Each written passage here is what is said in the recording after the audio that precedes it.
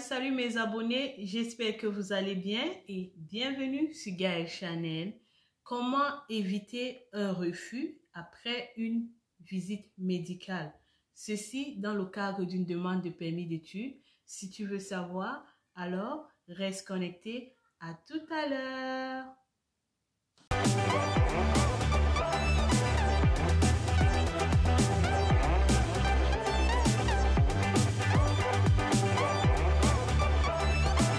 Et oui, mes abonnés, aujourd'hui, je fais cette vidéo, c'est pour vous expliquer comment éviter un refus après une visite médicale.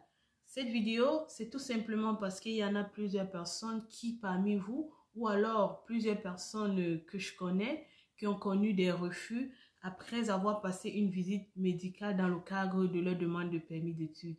Ici, généralement, le motif qui est souvent donné dans ce genre de situation, vous avez souvent une lettre de refus, une lettre de correspondance avec un message de refus qui véhicule généralement un seul motif. Généralement, ça ressemble à un motif du genre je ne suis pas convaincu que vous possédez les ressources financières suffisantes et disponibles sans travailler au Canada pour payer les frais de la scolarité, du programme que vous avez l'intention de suivre.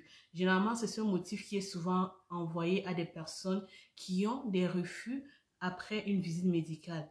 Ici, je veux expliquer les cas de figure qui peuvent causer ce refus-là. Il peut arriver que vous avez eu à mettre de l'argent dans votre compte et vous n'avez pas attendu que l'agent d'immigration vous donne un verdict final pour votre procédure et vous vous êtes permis carrément de retirer de l'argent dans le compte ou alors de les mouvementer.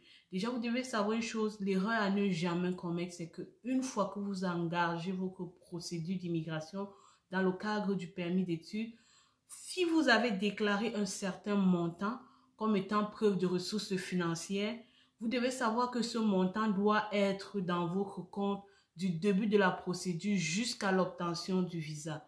Donc, ne faites jamais cette erreur que vous mettez un montant, par exemple, de 1000 $. C'est juste un exemple. Si vous avez déclaré 1000 $ comme ressource financière, vous devez garder toujours ces 1000 $ dans votre compte jusqu'au jour où on vous donne une réponse définitive, une décision finale de votre procédure. Ne faites donc plus cette erreur-là. Il y a des personnes qui mettent de l'argent. Une fois qu'ils ont déjà soumis le dossier, elles se permettent de retirer de l'argent ou alors de commencer à mouvementer, s'amuser.